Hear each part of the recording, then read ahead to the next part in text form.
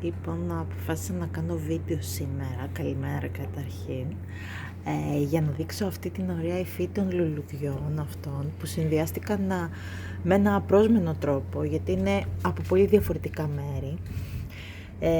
Και έτσι από χτες άρχισα να το φτιάχνω και να βλέπω ότι ταιριάζουν τα χρώματα τόσο πολύ μεταξύ τους, λες και ήταν φτιαγμένα για μπουκέτο.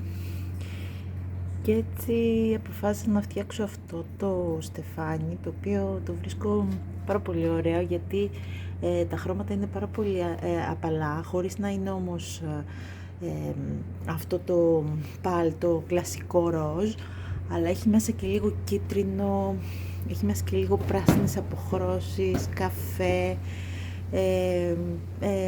έχει αυτά τα ωραία berries, τα οποία είναι άσπρα γκρι. Και γενικά μου άρεσε πάρα πολύ αυτός ο συνδυασμός, οπότε είπα να το κάνω ένα στεφάνι ανοιξιάτικο και όχι μόνο.